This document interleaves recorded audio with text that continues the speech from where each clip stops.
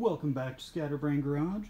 Here we are, and in our last video for this electrolysis rust removal project on that old beam trolley, we went and we finally knocked loose one of the nuts, and that was just mind-blowing. I really wasn't even expecting it. I was just testing, playing, seeing how close we were getting.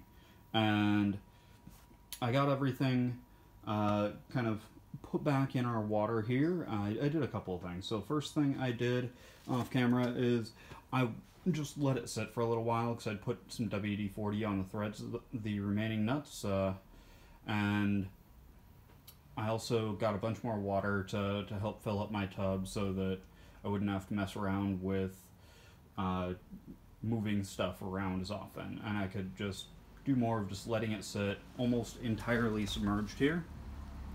You can see that is the only part of it that's not submerged. I made some adjustments to my sacrificial steel here. So I actually have two of these. They came from old sets of jack stands that were rusted all to hell and missing one of the pins. So I've got a pin for going through those holes on one of them, but only one.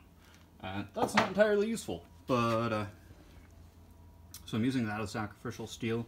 You can see I've also got two pieces of that flat bar with holes in it, and another thing that I did is I buffed that out just a little bit so that I could make sure I had a piece on top that I had really good electrical connection with. And adding more sacrificial steel here, making sure I had a good electrical connection, and then increasing the water levels, it has made a huge difference. Just in a minute or two, the entire surface that went from clear, rust colored, but clear, to just covered in bubbles. And I mean, you can still see there are bubbles happening, but I'm not sure that I've ever seen the entire surface of the tub covered in bubbles before.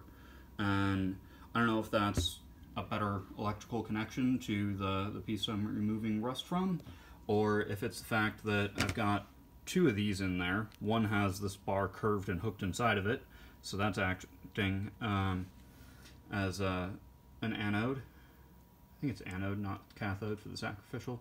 I don't remember. I did take science classes. Yeah, I should have some understanding of this, but that was a long time ago. I don't remember things like that without a purpose. And even after having looked it up not that long ago, I don't remember which word was for which. One's the cathode, one's the anode. But I've got a lot more of the sacrificial steel in there, a lot more surface area. This bar here is actually only going into the water just a little bit, but it's actually helping to make a better electrical connection with that bar as it goes down.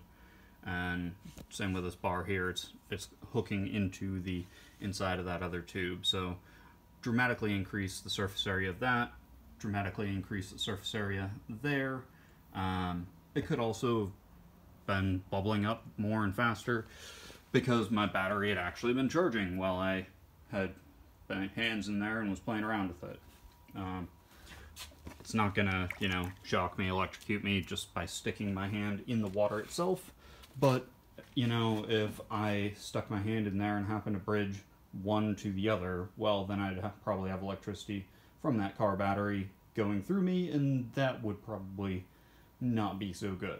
Maybe not feel good, potentially cause me some sort of cardiac arrest if I had it going in one hand and out the other, because, well, that one finger to, or one hand, one arm to the other, yeah, that goes across your chest cavity. You always want to avoid that. Anyway, it is back in there. We actually had one bolt come out entirely. We've got others that are sort of rotating around but not moving on the threads. So we're getting close. Wheels still aren't budging, but I think we've just got a lot more work there. And as rust comes off of the rest of it, just by nature, it'll focus on whatever rust is left on it. So it'll get deeper into those crevices and cracks with remaining rust as the surface rust covering the outside of the majority of the surface area of the thing gets eaten away and turned into magnetite. That's the update.